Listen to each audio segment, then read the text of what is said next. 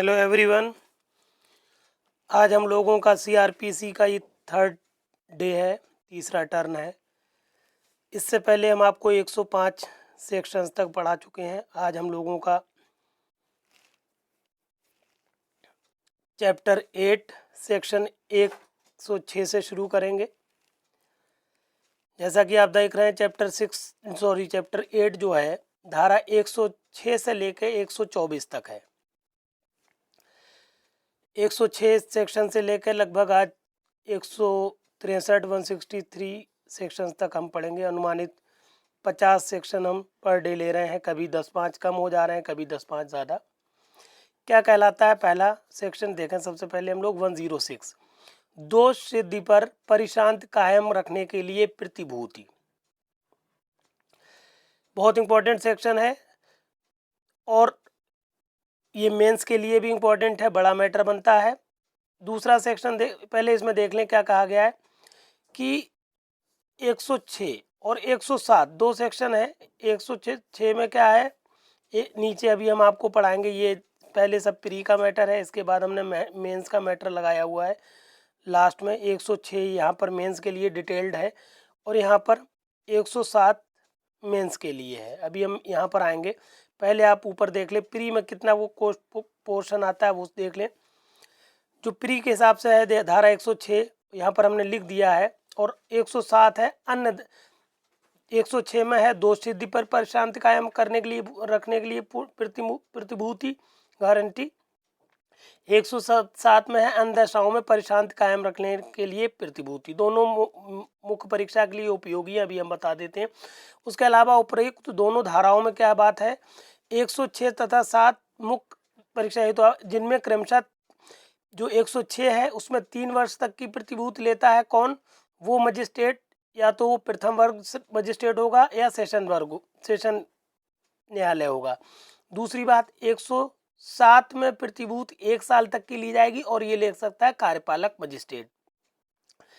फिर धारा 100 पहले हम मेंस के हिसाब से आपको बता दें, थोड़ा सा समराइज कर देना है तेज़ी से। हालांकि आप ये अगर मेंस आपको चाहिए है तो हमारे प्लेलिस्ट है कंप्लीट सीआरपीसी, यूपी पीसीएसजे करके कंप्लीट सीआरपीसी की प्लेलिस्ट है। उसमें आप जाएंगे तो बहुत डिटेल्ड आपको पढ़ाया है हमने। वहाँ पर सिर्फ मेंस के लिए ही पढ़ाया है, तो प्लीज़ आप वहाँ पर जाकर इन सेक्शंस को सारे को देख लें।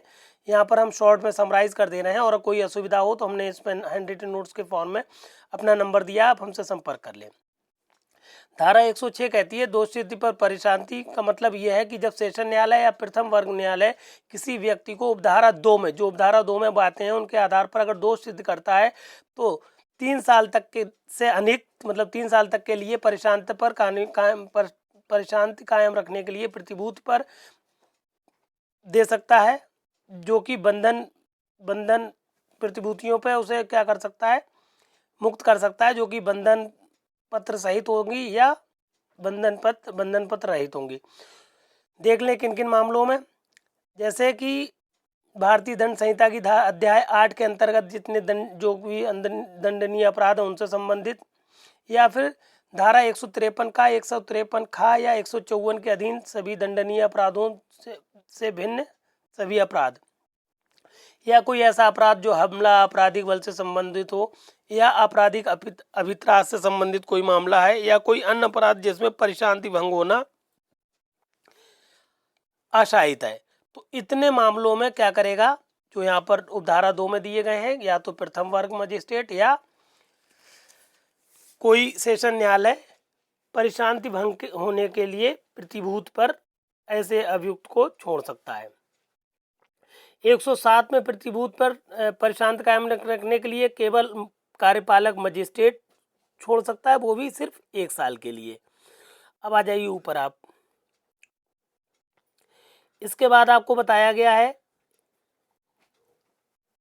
सेक्शन 108 राजद्रोहात्मक बातों को फैलाने वाले व्यक्तियों से सदाचार के लिए प्रतिभूति।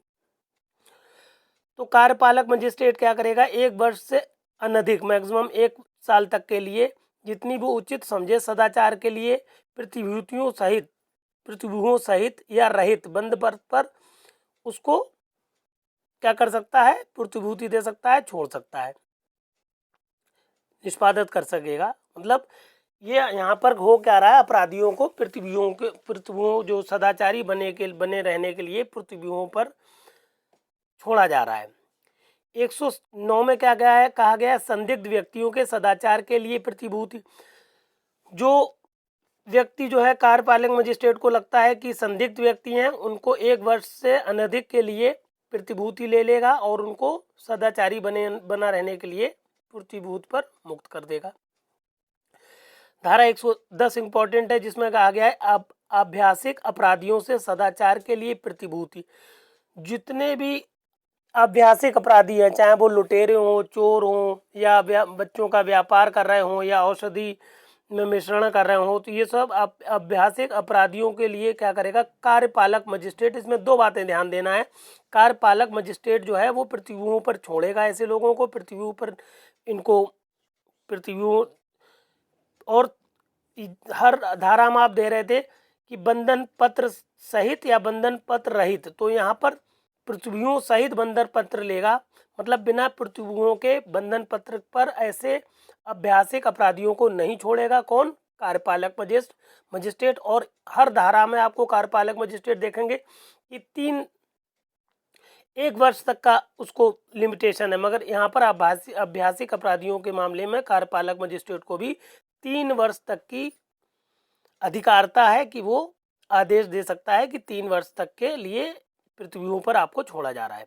मगर पृथ्वियों सहित, यहाँ पर रहित वर्ड नहीं है, बाकी हर धारा में रहित वर्ड है, सहित या रहित दोनों वर्ड है। यहाँ पर सिर्फ और सिर्फ सहित है, ये पूछा जाता है एग्जाम्स में। धारा 115 कहलाती है सीआरपीसी की वैयक्तिक या व्यक्तिगत हाजिरी से अभिमुक्त देने की शक्ति। कोई भी मजिस्ट्रेट जिसको लग रहा है कि ऐसे व्यक्ति को कि ये व्यक्तिगत हाजिरी जो है आवश्यक नहीं है, तो उसको व्यक्तिगत हाजिरी से अभिमुक्ति दे सकता है। इसमें पूछा जाता है कौन किस टाइप का, तो कोई भी मजिस्ट्रेट हो सकता है। फिर धारा 122 क्या कह रही है, प्रतिभूति देने में व्यतिक्रम होने पर कारावास। अगर प्रतिभूति के लिए आपको छोड़ा, प्रतिभूति के लिए आपको बुलाया गया था कि परेशानी कायम रखने के लिए आपको प्रतिभूति देना है, गारंटी देना है, तो आप प्रतिभूति देने में क्या रहे, असफल रहे। प्रतिभूति मीन्स होता है गारंटर या गारंटी देना। तो अगर आप असफल रहे तो होगा क्या, आपको पहली बात तो कारावास सिर्फ और सिर्फ सादा दिया जाएगा, और ये कारावास अधिकतम 3 साल तक का हो सकता है। मगर यहाँ पर एक शर्त है, अगर धारा जो अभी हमने 108, 109 और 110 पढ़ी है, अगर ऐसे मामले हैं तो यहाँ वहाँ पर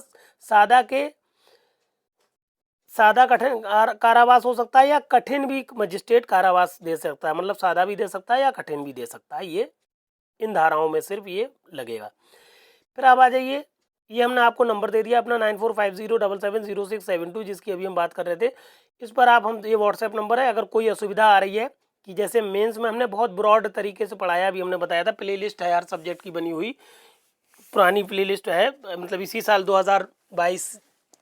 2023 की है, जिसमें हमने मेंस के बारे में डिटेल्ड दी है। जैसे आप जाएंगे तो वहाँ पर लिखा है कंप्लीट सीआरपीसी, जिसमें एक सेक्शन से लेकर 484 सेक्शन तक सबका एक्सप्लेनेशन है मेंस के हिसाब से, जितनी भी मेंस में धाराएं आती हैं उनका। कोई असुविधा हो तो हमारे नंबर पर संपर्क कर लीजिएगा। अध्याय 8 खत्म हो गई आपकी, चैप्टर 8 खत्म हो गया। चैप्टर 9 जो है धारा 125 से लेकर सिर्फ 128 तक है। ये सिर्फ भरण पोषण से संबंधित अध्याय है, जिसमें क्या कहा गया है, पहले इसकी धारा देखें। धारा 125 है ये। कौन धारा 125 क्या कहती है, पत्नी, संतान और माता पिता के भरण पोषण के लिए आदेश। प्री में सिर्फ इतना याद रखना है, इनमें से जो भी ऊपर धारा में जो व्यक्ति लोग हैं, ये अगर अपना भरण पोषण करने में असमर्थ हैं तो प्रथम वर्ग मजिस्ट्रेट आदेश करेगा इन लोगों ऐसे पति पर या पिता पर या जो माता पिता की औलाद है उसको, कि इन लोगों को भरण पोषण दिया जाए। और इसके बाद है भत्ते में परिवर्तन। इस जो 125 है, ये चूँकि मेंस के लिए इम्पोर्टेंट है, तो यहाँ पर जाकर जैसा कि हम बता चुके हैं कि मेंस के बारे में जो सेक्शन है वो यहाँ पर है। इसको हम समराइज कर दे रहे हैं तेजी से। धारा 125 कहती है, यदि पर्याप्त साधनों वाला कोई व्यक्ति अपनी पत्नी का जो अपना भरण पोषण करने में असमर्थ है, या फिर अपनी धर्मज या अधर्मज अवयस्क संतान का, चाहे वो विवाहित हो या ना हो, जो अपना भरण पोषण करने में असमर्थ है, या फिर अपनी धर्मज या अधर्मज संतान का जो विवाहित पुत्री नहीं है, जिसने वयस्कता प्राप्त कर ली है और ऐसी संतान किसी शारीरिक या मानसिक असमानता या क्षति के कारण अपना भरण पोषण करने में असमर्थ है। या चौथी और आखिरी बात है, अपने माता पिता का जो भरण पोषण करने में असमर्थ है। कहने का मतलब है ये 4 कैटेगरी के लोग यहाँ पर बताए गए हैं। अगर ये लोग अपना भरण पोषण करने में असमर्थ हैं और भरण पोषण करने में उपेक्षा करता है ऐसा व्यक्ति जो कि पर्याप्त साधनों वाला है, या उपेक्षा करे या भरण पोषण करने से इनकार करता है, तो प्रथम वर्ग मजिस्ट्रेट ऐसी उपेक्षा या इनकार साबित होने पर ऐसे व्यक्ति को निर्देश देगा कि वो अपनी पत्नी या ऐसी संतान या माता पिता के भरण पोषण के लिए ऐसी मासिक दर पर जिसे मजिस्ट्रेट ठीक समझे मासिक भत्ता प्रदान करे। परंतु ये कि अंतरिम भरण पोषण के मासिक भत्ते और कार्रवाई के खर्चे के लिए आवेदन का निस्तारण ऐसे आवेदन की सूचना की तामील हो जाने के 60 दिन के भीतर यथासंभव कर दिया जाएगा। ये बात बहुत इंपॉर्टेंट है कि जो भरण पोषण का आवेदन किया जाता है उस आवेदन का निपटारा जो है 60 दिन के अंदर करना चाहिए यथासंभव। दूसरी उपधारा कहती है भरण पोषण के लिए भत्ता या कार्रवाई का खर्च आदेश की तारीख से या आदेश में उल्लिखित है तो आवेदन की तारीख से संदेह होगा। ये बहुत इंपॉर्टेंट बात है कि या तो जो भरण पोषण दिया जाएगा वो आवेदन की तारीख से दिया जाएगा या फिर आदेश की तारीख से। जैसा कि एक इसमें केस आया था 2020 में रजनेश बनाम नेहा और एक अन्य 2020, सुप्रीम कोर्ट ने ये कहा इस केस में कि भरण पोषण जो है उस तारीख से दिया जाना चाहिए जिस तारीख पर भरण पोषण के लिए आवेदन किया गया था। ऐसा निर्देश देते हुए आदेश दिया था सुप्रीम कोर्ट ने। तीसरी उपधारा कहलाती है 125 की, यदि कोई व्यक्ति जिसे आदेश दिया गया हो उस आदेश का अनुपालन करने में पर्याप्त कारण के बिना असफल रहता है तो उस आदेश के प्रत्येक भंग के लिए ऐसा मजिस्ट्रेट जो प्रथम वर्ग मजिस्ट्रेट है प्रत्येक मास के न चुकाए गए भरण पोषण या खर्चे के लिए 1 मास तक की अवधि के लिए कारावास का दंडादेश दे सकता है। चौथी उपधारा बताई गई है, कोई पत्नी अपने पति से इस धारा के अधीन भरण पोषण या खर्चा प्राप्त करने की हकदार नहीं होगी। ये बहुत बात पूछी जाती है। चौथी उपधारा, यदि वो जाड़ता की दशा में रह रही हो या पर्याप्त कारण के बिना रह रही हो या अपने उन लोगों में पारस्परिक सहमति हो गई और इस प्रकार से वो अलग रह रही, तो इन 3 दशाओं में पत्नी जो है अपने पति से भरण पोषण प्राप्त नहीं कर पाएगी।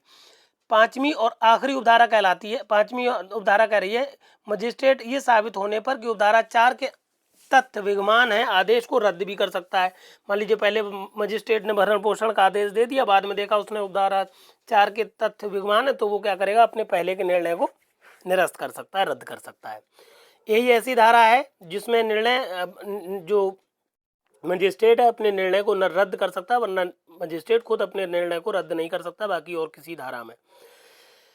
पॉइंट 6 मतलब उपधारा 6 कह रही है, उपधारा 1 में जहां मजिस्ट्रेट को ये प्रतीत होता है कि भरण पोषण के लिए दावा करने वाले व्यक्ति को तत्काल राहत की आवश्यकता है, तब मजिस्ट्रेट 5,000 से अनधिक ऐसा मासिक भत्ता या कार्रवाई के खर्चे जैसा वो युक्त समझे दावा करने वाले व्यक्ति को संदत्त करने का आदेश देगा।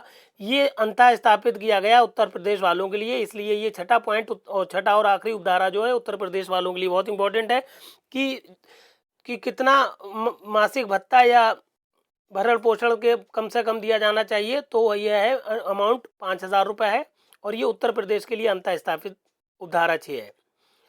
फिर आ जाइए धारा 127 भत्ते में परिवर्तन है, ये ऊपर भी हमने आपको धारा पढ़ाई हुई है, देखें ऊपर यहाँ पर आ जाइए आप 125 के बाद 127 में भत्ते में परिवर्तन कर सकता है, मजिस्ट्रेट को जैसा ठीक लगे वैसा वो परिवर्तन का आदेश कर सकता है। फिर धारा हम लोगों की जो चैप्टर 9 था वो कंप्लीट हो गया, अब चैप्टर 10 स्टार्ट हो गया है। चैप्टर इसलिए आपको याद रखना है कि चैप्टर भी पूछते हैं कि कौन से चैप्टर में कहाँ से कहाँ तक की धाराएं हैं या कौन सा चैप्टर इस धारा से संबंधित है।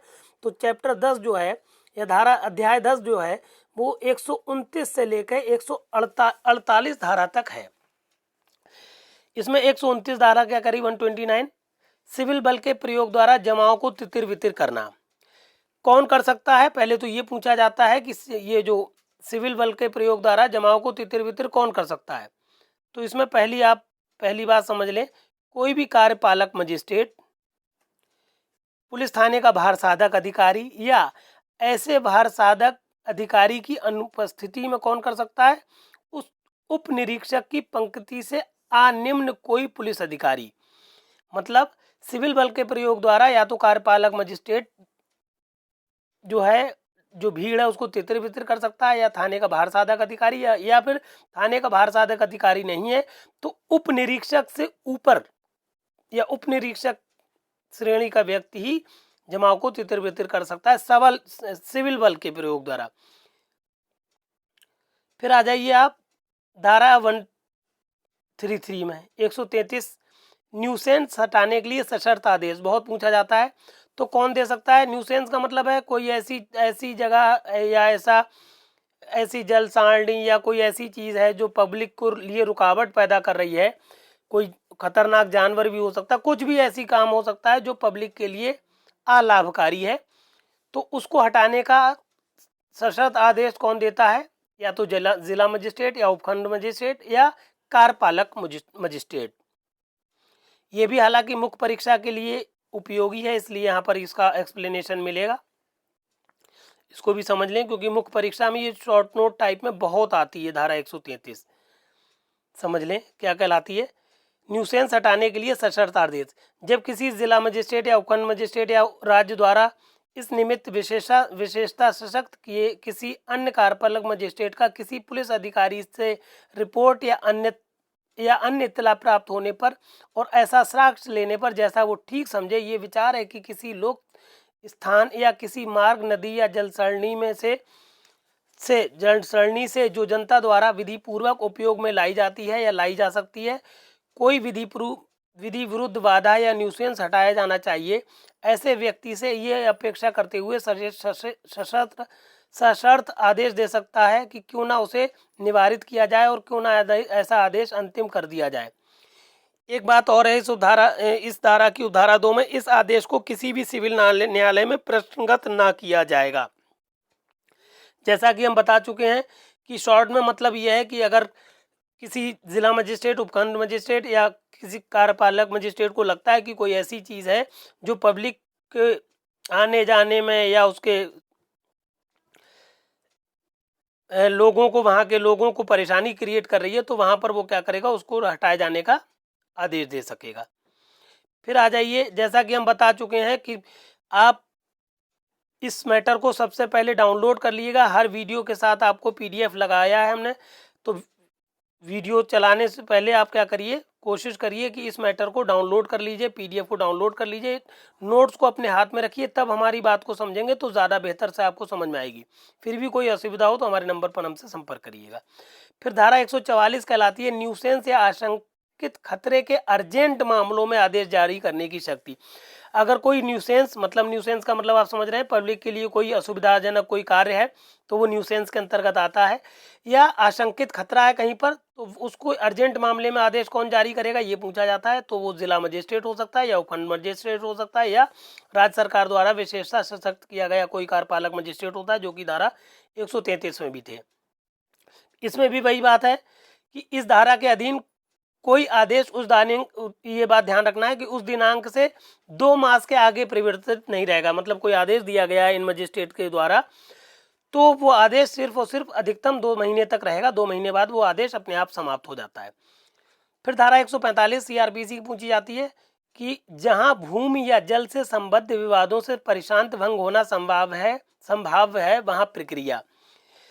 अगर किसी कार्यपालक मजिस्ट्रेट को पुलिस अधिकारी की रिपोर्ट पर या अन्यथा ये इत्तला मिलती है कहीं कि वहाँ पर कोई भूमि या जल से परिसीमा से संबंध विवाद कोई हो रहा है जिससे परेशानी होना संभव है, तो वो क्या करेगा, उन लोगों को जो लोग विवाद करना चाह रहे हैं, जिन लोगों के बीच विवाद है, उन लोगों को बुलाएगा और उनसे कहेगा कि आप अपने वास्तविक कब्जे के आधार पर अपने अपने दस्तावेज पेश करिए। इसमें प्रश्न ये पूछा जाता है कि कौन आदेश देता है ऐसे मामलों में और किस आधार पर। तो कार्यपालक मजिस्ट्रेट देता है और किसके वास्तविक कब्जे के आधार पर मामले को निपटाता है। और अगर नहीं निपटाया मामला तो क्या होगा, तो मामला आप धारा 146 में समझ लें, विवाद की विषय वस्तु को कुर्क करने और रिसीवर नियुक्त करने की शक्ति।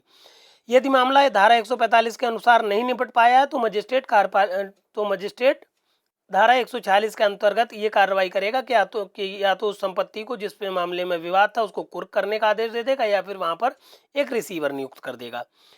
इस तरह से आपकी अध्याय 10 भी कंप्लीट हो गई। अब आ जाइए चैप्टर नंबर 11 या अध्याय 11 पर, जो कि धारा 149 से लेकर 153 तक है। धारा 149 क्या है? यह अध्याय 11 पुलिस का निवारक कार्य से संबंधित है, जिसमें धारा 149 सबसे पहले आप देखें, पुलिस का संज्ञेय अपराधों का निवारण करना। पुलिस का मेन कर्तव्य क्या है कि वो क्या करे, संज्ञेय अपराध जो कॉग्निजेबल ऑफेंसेस हैं उनकी अगर उसको परिकल्पना कहीं से मिली है, अगर उसको लग रहा है कि कहीं पर ऐसा संज्ञेय अपराध किया जा सकता है तो उसका वो क्या करेगी, अपने स्तर से निवारण करेंगे पुलिस अधिकारी पुलिस बल के साथ। दूसरी धारा इसमें देखें, धारा 150 संज्ञेय अपराधों के लिए किए जाने की परिकल्पना की इत्तला। अगर किसी भी पुलिस अधिकारी को कोई इत्तला मिली है कि यहाँ पर क्या हो सकता है, ऐसा अपराध किया, संज्ञेय अपराध किया जा सकता है, तो उसको पता लग गया है, तो वो क्या करेगा, अपने दूसरे अधिकारियों को उस मामले की इत्तला देगा कि इन स्रोतों से हमें पता लगा है कि वहाँ पर यह अपराध हो सकता है, तो वो अपने अधिकारी को उसकी इत्तला देगा। 151 धारा बहुत इंपॉर्टेंट है सीआरपीसी की, जो कहती है संज्ञेय अपराधों का किया जाना रोकने के लिए गिरफ्तारी। ये मुख्य परीक्षा में भी प्रश्न आता है। ये यहाँ पर सिर्फ आपको याद रखना है कि बिना वारंट के गिरफ्तारी की जा सकती है, धारा 151 सीआरपीसी के अंतर्गत। होता क्या एग्जैक्टली मामला, क्योंकि मेंस में भी ये पढ़ाया जाता है, मेंस के हिसाब से भी प्रश्न बन जाता है इस पे शॉर्ट नोट टाइप का कि किन मामलों में पुलिस बिना वारंट के गिरफ्तार कर सकती है। तो ये बताइए धारा 151 यहाँ पर, कोई पुलिस अधिकारी जिसे किसी संज्ञेय अपराध को करने की परिकल्पना की इत्तला प्राप्त होती है, ऐसी परिकल्पना करने वाले व्यक्ति को मजिस्ट्रेट के आदेशों के बिना और वारंट के बिना उस दशा में गिरफ्तार कर सकता है जिसमें ऐसे अधिकारी को प्रतीत होता है कि उस अपराध का किया जाना अन्यथा नहीं रोका जा सकता। कहने का मतलब है, अगर पुलिस अधिकारी को लगता है कि अगर हमने गिरफ्तारी नहीं की तो इस अपराध को नहीं रोका जा सकता, तो वो क्या करेगा, ऐसे मामले में उन व्यक्तियों की बिना वारंट की गिरफ्तारी कर लेगा जो लोग ऐसे अपराध को कारित करने के प्रयास में हैं या करना चाह रहे हैं। फिर आ जाइए आप 152, बहुत ज़्यादा इंपॉर्टेंट धारा नहीं है, लोक संपत्ति की हानि का निवारण। कोई अगर पब्लिक प्रॉपर्टी है तो पुलिस का ये भी काम है कि पब्लिक प्रॉपर्टी को हानि से बचाएं। धारा 153 क्या कहती है, बाटों और मापों का निरीक्षण। पुलिस अधिकारी का ये भी काम है कि वो अपनी स्थानीय सीमाओं के अंदर जो लोग बाट या माप चला रहे हैं, तो ऐसा नहीं है कम छोटे हल्के बाट चला रहे हैं, हल्की माप में कोई त्रुटि कर रहे हैं, ये सब का निरीक्षण करना भी वहाँ के स्थानीय पुलिस अधिकारियों का कार्य है। फिर अध्याय 12, यहाँ पर ब्रैकेट मतलब थोड़ा साइड में लिखा हुआ, अध्याय 12 जो है वो चैप्टर 12 धारा 154 से लेकर 176 तक चलेगी। क्या कहलाती है? अध्याय 12 में पहली धारा बहुत इंपॉर्टेंट है, 154 आप लोग सब जो जानते हैं, एफआईआर या संज्ञेय मामलों में इत्तला बहुत आती है, मुख्य परीक्षा का ये प्रश्न बनता है, इस पर बड़ा प्रश्न बनता है। पहले देख लें मुख्य परीक्षा से संबंधित होता क्या एग्जैक्टली। संज्ञेय मामलों के संज्ञेय जो अपराध है, संज्ञेय कॉग्निजेबल, संज्ञेय का मतलब आप समझ रहे होंगे, कॉग्निजेबल ऑफेंसेस जो होते हैं उनके मामलों में देखिए आप, दंड प्रक्रिया संहिता धारा 154 संज्ञेय मामलों में इत्तला या इसको एफआईआर कहते हैं। पहला पॉइंट इसमें बताया गया है, संज्ञेय अपराधों के किए जाने से संबंधित प्रत्येक इत्तला यदि पुलिस थाने के भार साधक अधिकारी को मौखिक दी गई है तो उसके द्वारा या उसके निर्देशाधीन लेखबद्ध कर ली जाएगी और इत्तला देने वाले व्यक्ति को पढ़कर सुनाई जाएगी और उस पर इत्तला देने वाले व्यक्ति द्वारा हस्ताक्षर किए जाएंगे और उसका सार ऐसी पुस्तिका में जो पुलिस अधिकारी को राज्य सरकार द्वारा प्रदान की गई है प्रविष्ट किया जाएगा। ठीक है, कहने का मतलब है जो अगर मौखिक इत्तला दी गई है पुलिस अधिकारी को तो वो लेखबद्ध करेगा, लेखबद्ध करने के बाद जिस व्यक्ति ने सूचना दी है उसके साइन कराएगा और उस मामले को जो पुलिस की डायरी होती है, पुलिस की जो राज्य सरकार द्वारा उनको एक रजिस्टर दिया जाता है उसमें वो मामले को चढ़ा लेगा। इसमें 3 परंतुक हैं। पहला परंतुक क्या कहलाता है, ये परंतुक आपको हर वहाँ पर लिखना है जहाँ पर स्त्री से संबंधित अपराध होते हैं। पहला परंतुक ये कहता है, परंतु यदि किसी स्त्री द्वारा जिसके विरुद्ध भारतीय दंड संहिता की धारा 326 का 326 खा 356 354 का 354 खा 354 गा 354 घा या 376 के अंतर्गत भी बहुत सारी धाराएं, 376 का ये तमाम धाराएं उनके अन्य खंडों के अधीन किसी अपराध के किए जाने का प्रयत्न अभिकथित है तो ऐसी इत्तला किसी महिला अधिकारी द्वारा अवलिखित की जाएगी। ठीक, ये संशोधन जो है 2013 में हुआ है कि अगर कोई महिला से संबंधित अपराध है तो चाहे वो इत्तला लिखना हो तो प्रयास किया जाएगा कि वो महिला अधिकारी ही इत्तला को लिखे, या महिला का चिकित्सीय परीक्षण होना है तो वो प्रयास किया जाएगा कि महिला चिकित्सक ही उस महिला का परीक्षण करे, तमाम बातें। परंतु दूसरा जो का पॉइंट का है वो क्या कहलाता है, परंतु ये और कि यदि परंतु में उल्लिखित स्त्री जो है अगर अस्थायी या स्थायी रूप से या मानसिक या शारीरिक रूप से निःशक्त है, मतलब वो प्रॉपर साउंड माइंड की औरत नहीं है, तो ऐसी इत्तला या इत्तला देने वाले के विकल्प पर या तो उसके निवास स्थान पर या उस स्थान के उस व्यक्ति के विकल्प पर किसी सुगम स्थान पर किसी दुभाषीय या किसी विशेष प्रबोधक की उपस्थिति में अवलिखित की जाएगी। कि अगर मान लीजिए बोलने में असमर्थ है या कोई मानसिक रूप से निःशक्त व्यक्ति है तो ऐसे व्यक्ति को की जो इत्तला है उस इत्तला का क्या किया जाएगा, विशेष प्रबोधक की उपस्थिति में दर्ज किया जाएगा और ऐसी जगह पर किया जाएगा जहां पर उस जो FIR करा रहा है उसको सही लग रहा है, या तो उसके घर पर या जहां पर उसके सही लग रहा है वहां पर ये दर्ज कराई जाएगी। और एक इसमें परंतु है, ऐसी इत्तला के अभिलेखन की एक वीडियो फिल्म तैयार की जाएगी। ये भी बात इंपॉर्टेंट है कि जो निःशक्त व्यक्ति होते हैं इनकी जो परीक्षा की जाती है या जो FIR के लिए बयान देते हैं उसको आप एक वीडियो फिल्म भी तैयार करें। अब ये लेटेस्ट 2013 में ये सारे परंतु जोड़े गए हैं। उपधारा 2 क्या कहती है, उपधारा 1 के अधीन उल्लिखित इत्तला की प्रतिलिपि इत्तला देने वाले को निःशुल्क दी जाएगी। तीसरी और आखिरी उपधारा 154 की है, कोई व्यक्ति जो किसी पुलिस थाने के भारसाधक अधिकारी के उपधारा 1 में निर्दिष्ट इत्तला को अवलिखित करने से इनकार करने से व्यथित है तो ऐसी इत्तला का सार लिखित रूप में डाक द्वारा संबद्ध पुलिस अधिकारी अधीक्षक को भेज सकता है, जो समाधान हो जाने पर या तो स्वयं मामले का अन्वेषण करेगा या अपने अधीनस्थ किसी पुलिस अधिकारी से कराएगा। कहने का मतलब आप पुलिस थाने में गए, वहां पर आपकी FIR नहीं लिखी जा रही है तो आप क्या करिए, रजिस्टर्ड डाक द्वारा एक उस कथन का एक अभिलेख तैयार करिए कि ये हमारे साथ ये दुर्घटना हुई है और हम ये FIR कराने गए थे और वहाँ के पुलिस अधिकारियों ने ये हमारी FIR नहीं लिखी है, तो उस थाने का संबंधित जो पुलिस अधीक्षक है उसको आप रजिस्टर्ड डाक द्वारा वो मैटर पहुँचा दीजिए। तो वो पुलिस अधीक्षक क्या करेगा, या तो स्वयं या किसी अपने अधीनस्थ किसी पुलिस अधिकारी द्वारा वो अन्वेषण या इन्वेस्टिगेशन को पूरा कराएगा।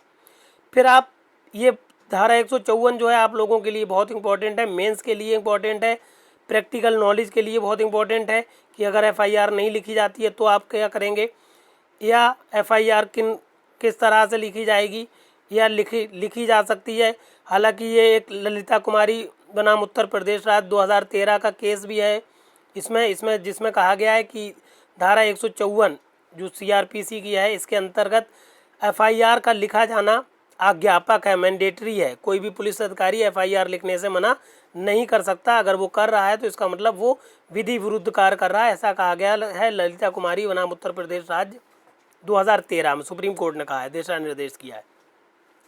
फिर 155 धारा क्या है, असंज्ञेय मामलों के बारे में इत्तला और ऐसे मामले का अन्वेषण। असंज्ञेय कौन नॉन कॉग्निजेबल अपराध होते हैं, तो इसमें बताया गया कि बिना मजिस्ट्रेट के आदेश के पुलिस अधिकारी अन्वेषण नहीं करेगा। कहने का मतलब है आप अगर असंज्ञेय के मामले की इत्तला देते हैं पुलिस अधिकारी को तो वो आपको कहेगा कि आप जाइए संबंधित मजिस्ट्रेट से ये आदेश लेके आइए कि इस मामले का इन्वेस्टिगेशन किया जाए। तो उस थाने से संबंधित जो मजिस्ट्रेट होगा वो आदेश करेगा कि हाँ इस असंज्ञेय मामले का क्या होना चाहिए, इन्वेस्टिगेशन होना चाहिए, तभी पुलिस उस असंज्ञेय मामले का इन्वेस्टिगेशन करेगी वरना नहीं करेगी। धारा 156 बहुत इंपॉर्टेंट है, संज्ञेय मामलों का अन्वेषण करने की पुलिस अधिकारी की शक्ति। ब्रैकेट में इसमें भी लिखा हुआ मुख्य परीक्षा हेतु उपयोगी है। जिन धाराओं के ब्रैकेट में लिखा हो मुख्य परीक्षा के लिए या कुछ भी हिंट मिल जाए आपको तो आप समझ जाइएगा उसका मैटर मुख्य परीक्षा में डिटेल पढ़ाया गया है। जैसा कि हम बता चुके हैं, हमारी एक प्लेलिस्ट है, हमारे जब ग्रुप पे आप जाएंगे, हमारे चैनल पर जाएंगे तो वहाँ पर एक आपको प्लेलिस्ट मिलेगी फरवरी 2013 की, मार्च 2023 में की जिसमें कंप्लीट CRPC हमने पढ़ाई हुई है। वहाँ पर आप सेक्शन 1 से लेके देखेंगे और 484 जितने भी टोटल सेक्शन है सीआरपीसी में, सबसे संबंधित एक मामला, मतलब सब एक्सप्लेनेशन आपको डिटेल्ड मिल जाएगा। ये देखिए इस केस में जहाँ पर हम अभी बता रहे थे ललिता कुमारी बनाम उत्तर प्रदेश राज्य 2013 एफआईआर अज्ञापक है, यही मैटर हम समझा रहे थे। फिर अभी हमने बताया था कि संज्ञेय मामलों का अन्वेषण करने की पुलिस अधिकारी की शक्ति, ये इंपॉर्टेंट है मेंस के हिसाब से। कोई पुलिस थाने का भारसाधक अधिकारी मजिस्ट्रेट के आदेश के बिना किसी ऐसे संज्ञेय मामले का अन्वेषण कर सकता है जिसकी जांच या विचारण करने की शक्ति उस न्यायालय को है। दूसरी बात, उस न्यायालय को है की जगह होना चाहिए उस, एक सेकेंड, ठीक है, कहने का मतलब यहाँ पर यह है कि उस न्यायालय के, चूंकि जो थाना है उस न्यायालय के अंदर अंतर्गत आ रहा है, तो उस न्यायालय वर्ड ठीक है, हम ये समझ रहे थे शायद अधिकारी होना चाहिए था। ठीक है, दूसरा पॉइंट कि संज्ञेय अपराधों का अन्वेषण क्या करेगा, वहाँ वो उस थाने का भारसाधक अधिकारी जहाँ पर ये अपराध हुआ है करने के लिए स्वतंत्र है। दूसरा पॉइंट कहलाता है ऐसे किसी मामले में पुलिस अधिकारी को किसी कार्रवाई को किसी भी प्रक्रम पर इस आधार पर प्रश्नगत न किया जाएगा कि वो मामला ऐसा था जिसमें अधिकारी इस धारा के अधीन अन्वेषण करने के लिए सशक्त नहीं था। मतलब कोई भी पुलिस अधिकारी जो अन्वेषण कर रहा है उसको इस आधार पर कभी भी प्रश्नगत नहीं किया जाएगा कि वो अधिकारी इस मामले का अन्वेषण करने के लिए सशक्त नहीं था। ये बात पूछी जाती है, प्री में भी क्वेश्चन बना देते हैं, मेंस में भी इस उपधारा 2 से क्वेश्चन बना के आपसे पूछते हैं, तो आपको धारा 156 तक जाना होता है। फिर एक आखिरी उपधारा है 156(3) की, 156(3) भी कहते हैं इसको। धारा 190 के अधीन सशक्त किया गया कोई मजिस्ट्रेट पूर्वोक्त प्रकार के अन्वेषण का आदेश दे सकता है। कहने का मतलब है अगर अन्वेषण करने में कोई पुलिस का अधिकारी आनाकानी कर रहा है या कोई विलंब हो रहा है तो संबंधित मजिस्ट्रेट जो इस मामले का से संबंधित है, जांच या विचारण के लिए सशक्त किया गया, तो वो मजिस्ट्रेट ऐसे मामलों का अन्वेषण करने का आदेश दे सकता है, कि पुलिस अधिकारी को आदेश दे सकता है कि आप ऐसे मामलों का अन्वेषण करिए। फिलहाल हम लोग यहाँ, ये सब मेंस का मैटर है जैसा कि आप देख रहे हैं। अब हम लोग आ गए लगभग आखिरी पड़ाव पर हैं। धारा 157 क्या है, अन्वेषण करने के लिए प्रक्रिया।